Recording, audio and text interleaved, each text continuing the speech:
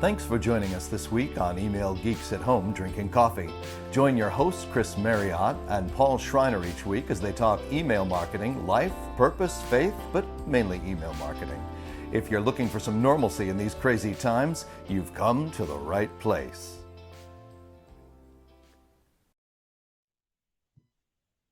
All right, welcome to the inaugural edition of Email Geeks at Home Drinking Coffee. My name is Paul Schreiner. With me today is my colleague and friend, Chris Marriott. Yeah. Hello? You made it sound like I'm going to be here every time, not just with him today. No, folks. that's true. He's co-host, he meant to say. Okay, yeah, okay, fair enough, co-host. And, I wanted to sort of take a moment to just sort of, as we start this thing out, here's the game plan. Chris and I, we have a standing call every week where we sort of just get together and talk about email marketing, strategy, life, how to do this thing together. And what I love about Chris is he is very different than me. From a political perspective, he's much more conservative than I am. I'm much more, I would say maybe progressive. Chris, even if you're watching the video of the podcast, you can see Chris wore a blazer and a beautiful shirt. His home office is to the T's. I'm wearing a V-neck. I was like, hey, this is fancy time. Let's put on the V-neck, right? But here's the deal. At the end of the day, even though we maybe don't agree about everything, I really care about Chris and I value his opinion. And I believe that it goes both ways. Absolutely. And we do have our differences, Paul and I, but I'd say that there's a lot more overlap in the way we approach life, the way we approach family, the way we approach faith.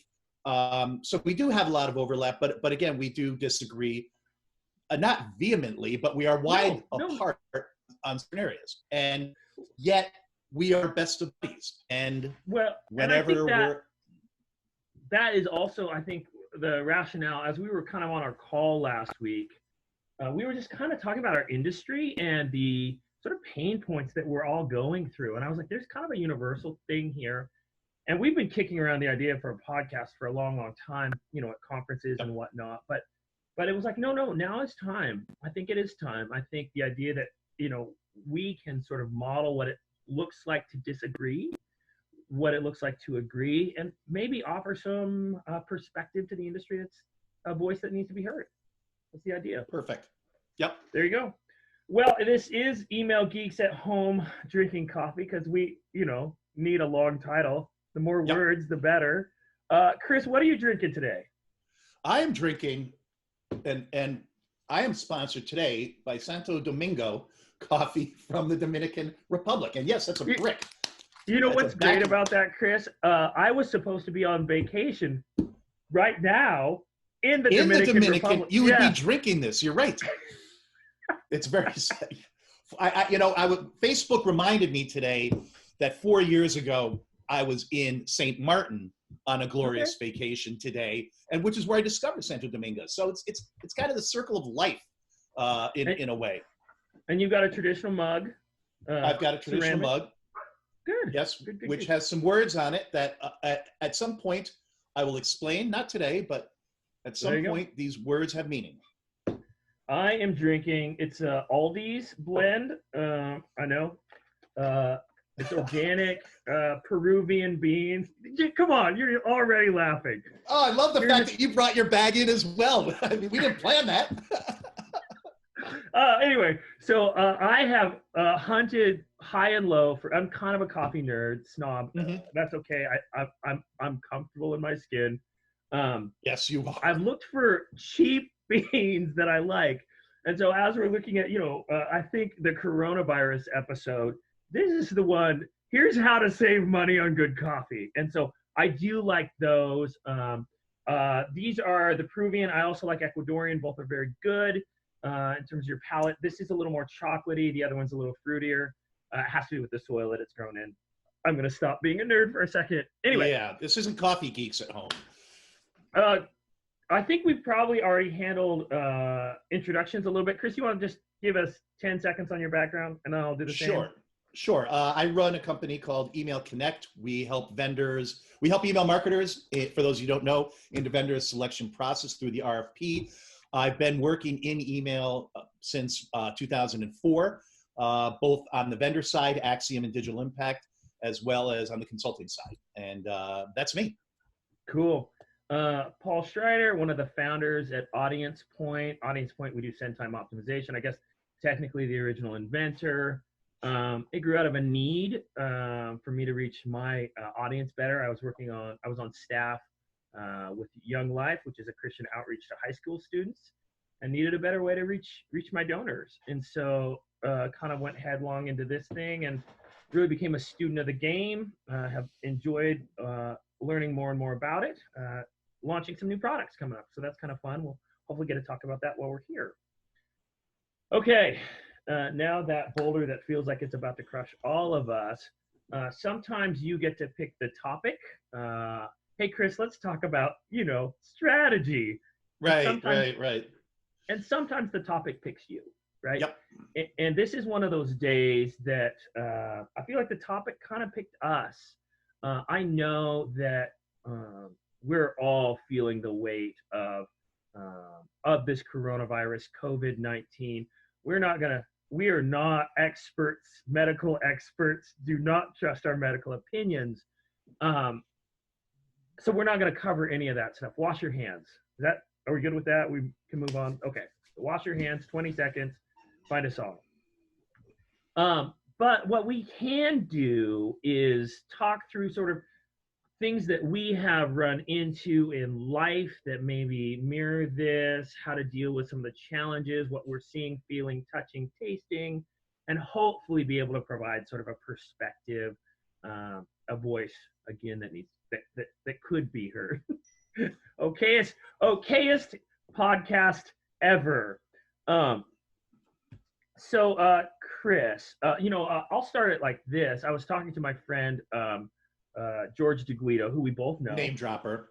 Yeah, I was talking with my friend George DeGuido last night.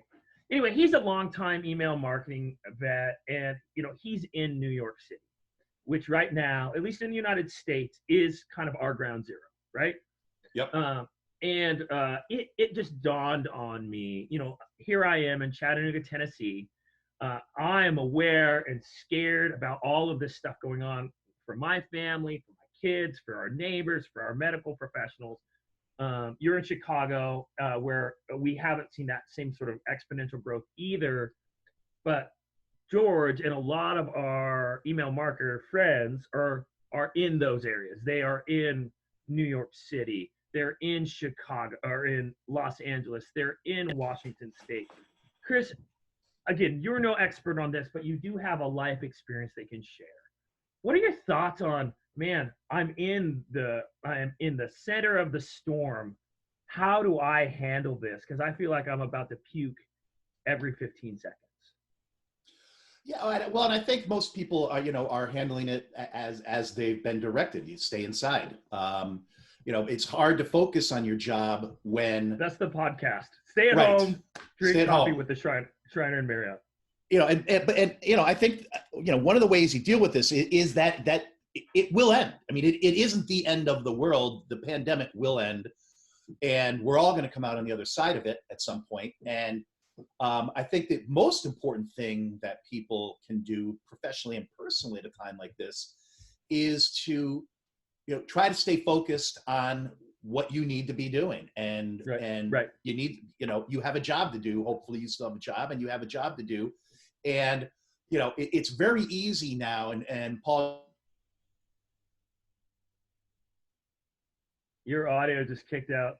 So spectacular. Oh, goodness. Your internet connection is unstable. You there?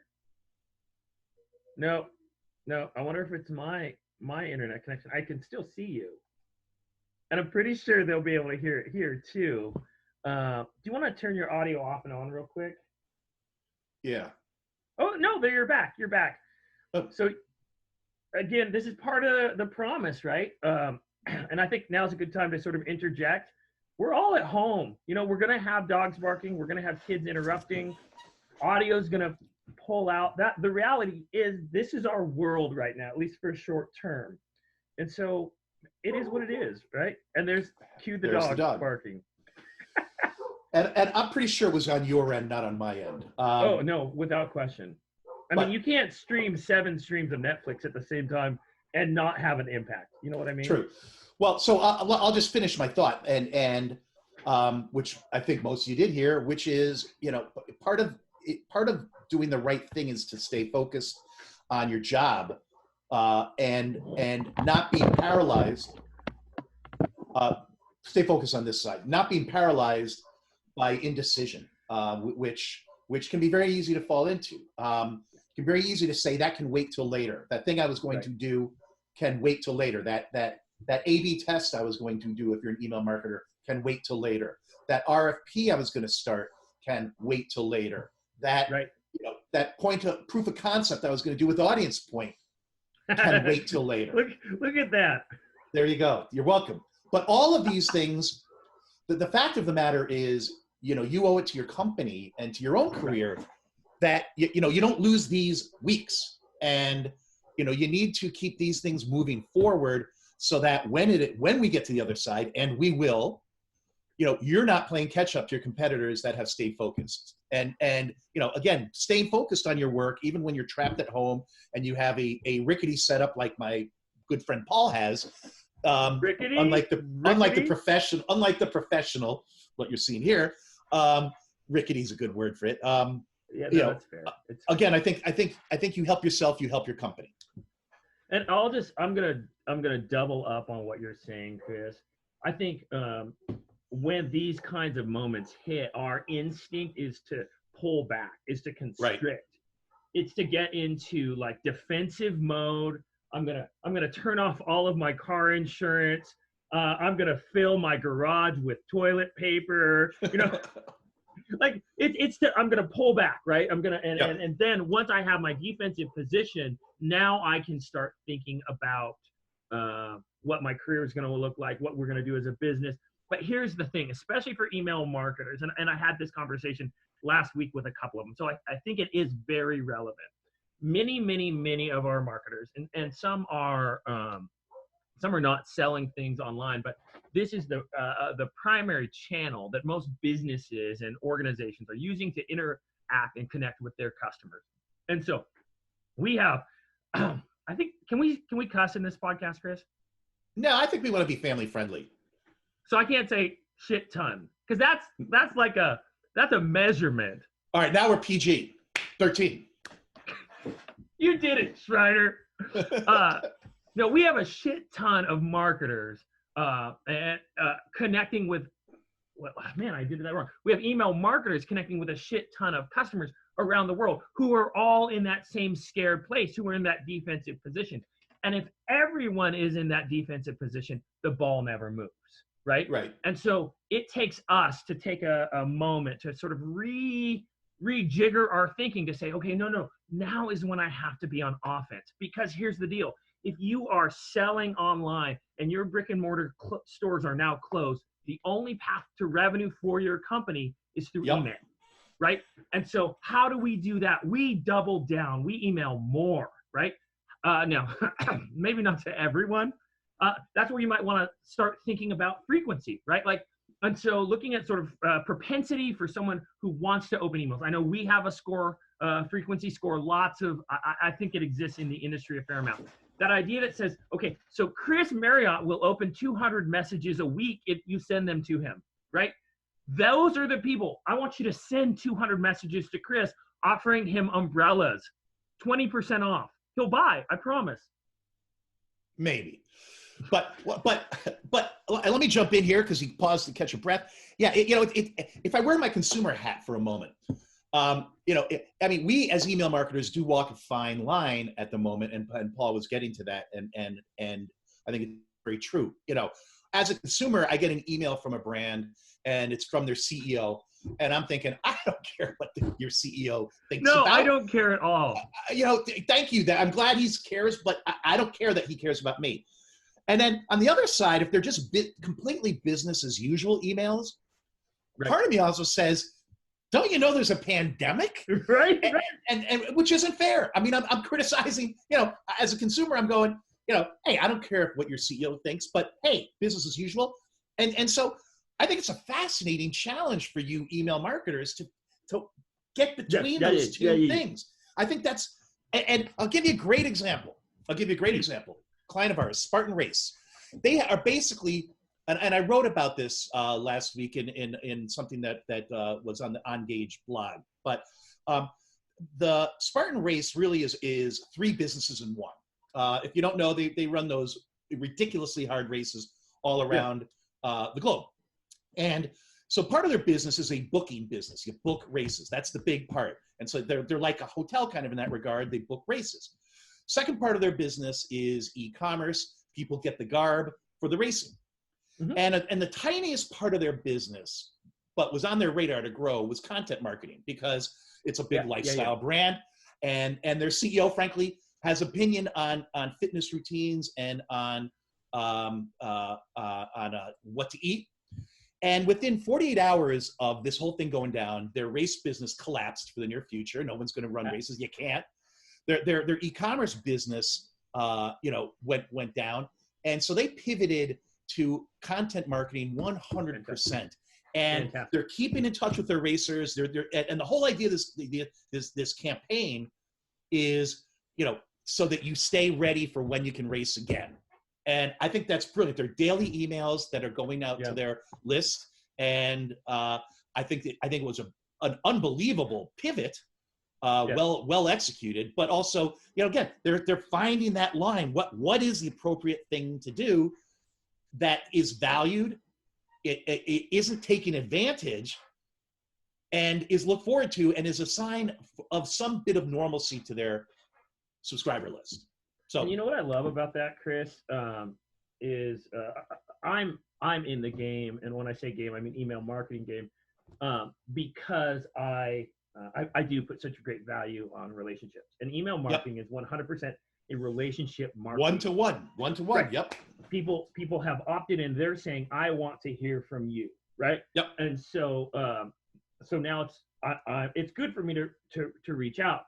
And so my commitment is not necessarily to email marketing, but relationship marketing, right? Yep. And the idea, what you just talked about for Spartan Races, was not that like, hey, we're closing shop, all that. They shifted that relationship a little bit, right? Instead of the relationship being, hey, buy our T-shirts that you can wear around the house in front of your dog, right? Yep. It's shifted over to, listen, here's how we connect. And if at the end of the day, businesses, their job is to connect with customers, and marketing, our role is to understand what customers want, then yes, that's a fantastic thing. And that's also a lot of catalyst for what got us sort of launched into a blog, right? Like, how do we provide some content for marketers right now who might need a little bit of outside voice?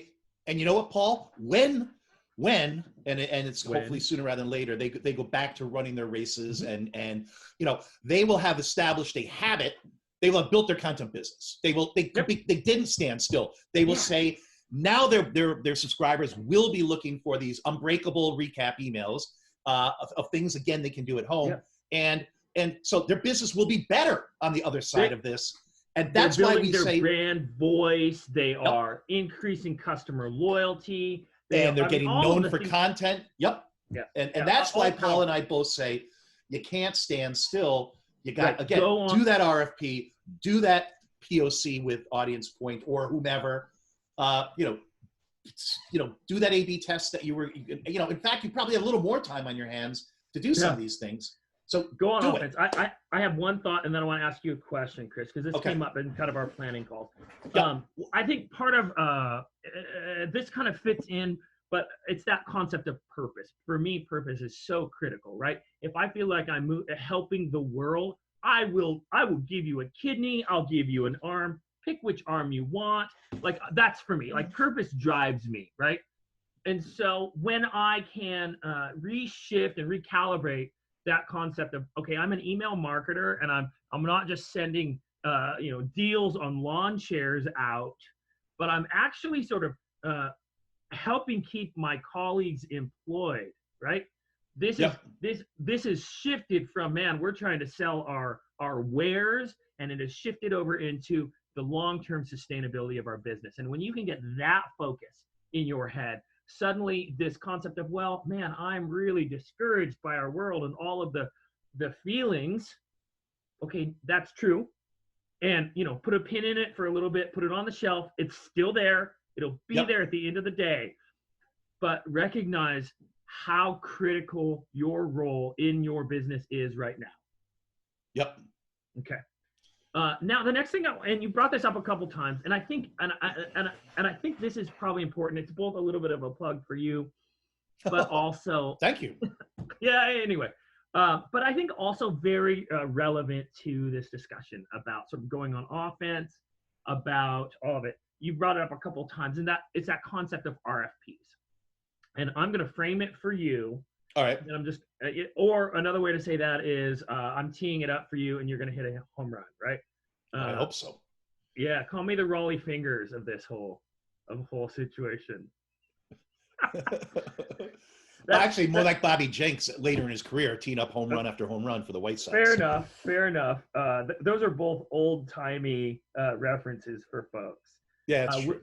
We'll offer bonus points for anyone's like, oh, my grandpa used to talk about this Rolly Fingers guy. Anyway, so you talked about sort of RFPs, and I think that's absolutely relevant. So at Audience Point, where I work, we're a software as a service business. We work with mostly enterprise clients. Fantastic. One of the things we try to do is really just be ever present so that we're always part of their life, their relationship. So the idea that when something like this hits, a pandemic, it's like losing a member of the family to lose Audience Point. That's kind of what we do. And so far we're still doing okay. Right. But that's not true for everyone. And so I know right now if you're thinking about, I'm talking to the email marketer now, not you, Chris. If you're thinking, holy smokes, I'm feeling like I just can't breathe, man, guess how all of our brands are feeling. Guess how all of our email service providers and our vendors and everyone is feeling. They're feeling, holy crap, are we going to make it? Are we going to weather this storm? That is a truth, and it is a reality that many, many people are facing, right? Yep. And so you know that you need an email service provider or a dynamic image generator or a artificial intelligence something. Flanginator. A flanginator. Yes, exactly, Chris. Need the flanginator. And so I think I just want to bring up this perspective and again push it across the screen over to you and say, tell me about that. So if this is the state we're in, is the idea of going through with that RFP or reconnecting with your vendors, is that a good thing right now, Chris? Yeah, I again, without sounding too self-serving, I agree with all of that. An RFP. Really? Sorry. If you're going to be looking for a new ESP partner, I promise you that will take a whole lot longer to get through that process than we're going to be all under lockdown. And which is why there's no reason not to get it started. In fact, as I touched on earlier, you probably have a little more time on your hands than normal. So it is time to get started. And you're not being disloyal to your current vendor. Do you think you're going to get a better price right now, Chris? Oh, absolutely. I think most. Why? Well, I think everybody's hurting. I think I think everybody, particularly the peripheral companies in the not necessarily the biggest ESPs, though I know they're hurting as well. But the other companies in the ecosystem are where they're not seen as being critical and oftentimes probably incorrectly seen as not being critical. They're getting cut loose. They need revenue. They need other sources of revenue. And I think now is the time. And you're not taking advantage of them. You're throwing them a lifeline. And nothing wrong with that. And no, and I think that's the reframing that I wanted to come out, Chris. Like, it's this idea that, like, yes, it's inconvenient for me right now, and I'm in defensive mode, so I can't be thinking about, again, whether it's new services, A/B testing, whatever that thing is, I'm in defensive mode. But no, it's not like that at all. Keep in mind, like, when you're talking to this ESP, that person has a family. That person's family has needs, right? And so, like, I know, like, the challenge of this current situation is you've got economics tied in with health, right? And both are critically important. And there's these tensions that are constantly sort of pushing into each other. And so the thing is, we want to help both, right? So we stay home so that our neighbors, so that our medical professionals can all stay safe. I had a telehealth call with my children's gastroenterologist this morning, right? Which means that we had a regular appointment that I refused to go into the hospital for. And wise move. Right. And so I said, hey, listen, thank you for taking this via Zoom call. I don't want to go to your place. And he's like, no problem, happy to do it. And I was like, so what are the chances that you'll get pulled into this whole thing? And he's a gastroenterologist. He works on stomachs. He's like, oh yeah, 100%. I will be in the ER dealing with coronavirus. And I was like, holy crap, is that a thing? I mean, is that really what you're doing? He's like, yeah, I mean, I'm trained and I'm ready and I want to help people. And I was like, man, that is beautiful and amazing. And so that is his calling. That is what he's doing. And the way that I can help him and keep him safe is to lock my family in and not let them out, right? And so that's important. That's what we can do right now. We can keep our neighbors safe. We can keep ourselves safe. We can keep our medical people safe. That's what we can do, right? It sucks. Yep. Moving on. Now, on the other side, the economics of it. You're freaked out about losing your job. Not necessarily Chris or me or whoever. I mean, I am. We all are, right? We all are. But how do we help that, right? How do we help our colleagues there? And so, things like pushing hard. This is what's going to keep the ball moving forward on an economic front. And so, as discouraged as we get, I just want to kind of encourage everyone to say, let's keep at it. Yep. Let's keep at it. And, that's kind of how we started the episode. And, the plan was 10 minutes, but just FYI, we're going to say 10 minutes. It's never going to go 10 minutes. Never. I mean, no, the intro might be 10 minutes long. Yeah, no, that's fair. But I can feel you winding down, which I think is appropriate. But I do want to add to your last thing. Again, if you want to be a positive force in this time as well, when friends or colleagues have lost their job, and they reach out to you, be encouraging, do whatever you can. They just need to know that they're not alone they're locked in a home, they're out of work, and there's some of them out there, and they don't feel like they can go anywhere. Right. And when they call you, when they email you, make the time, get on the phone with them, talk, tell them how you can help, how you want to help. And I'm telling you, that will mean the world to them. And that's, again, how you can, in a small way, add a little positivity to what's going on right now. It does not cost anything to be kind. Exactly. And you know what? You never know when it's going to be you meeting them in the future. And I've been in this business long enough. I've been on both sides of that phone call. And thank goodness at this point, I'm on the side of helping people. And I'm happy to help anybody who may be losing their jobs. Reach out to me, reach out to Paul. We're happy to help make introductions. Well, to that end, all of you Chris, can do that. Let me provide them an email that they can do that for. Yes, we have our set official up email. Look at that. We've set up an email official, just to make it easy to connect with us. Very easy. Email Geeks Coffee. Geeks is plural. Email geekscoffee@gmail.com. Feel free to email those kinds of feelings. If you've got questions, we'd like to start the show with questions each week. Each week, we'll answer those questions. We'll, of course, filter those for softballs that we know we can hit out of the park. Correct. So if you ask a hard one, you won't hear it on air. Or we'll wait till we bring Ryan feeling on, and then we'll Right, leave the for hard one of ones our for him. guests. Right. Well, Yeah. exactly. I like that idea. No, Chris, we are here really we're eye candy, and the goal is to bring people in. So, well, at least one of us is. All right, but before we sign off, because I feel that wind up, I want to introduce our end of show feature every week called the Lightning Round. What? There's an end of show feature? There's an end of show feature. It's called the Lightning Round. Each week, I will give Paul 5 words.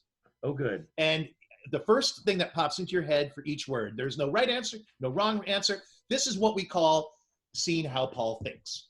All right. Oh, good. So this week's 5 words, and they have been selected in advance by a team of professionals here at my home. All right. So one word answer to each of these. Okay. Right. So just listening check. You're gonna say a word. I'm gonna say a word. Right. Okay. Yeah. Simple. Easy. Hygiene. Toothpaste. Okay. We'll come back to coffee. AeroPress. The brewing method. Spring. Okay. Spring. Spring, like the season. Yeah. Honeysuckle. Tennessee. Home. Database.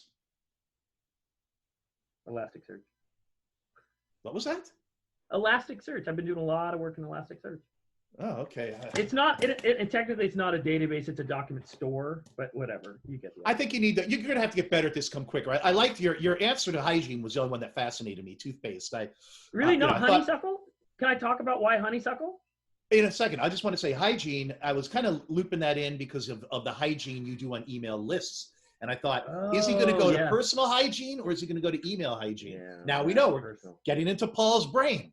Personal go. hygiene over email hygiene. So yeah, honeysuckle is because. So because I'm now a home vintner, which means I make wine at home. I do know what vintner means. Yeah, I figured my sommelier friend. Uh-huh. My wife calls it closet wine. My children call it prison wine, but all accurate. My next batch is going to be a honeysuckle, I think melon blend.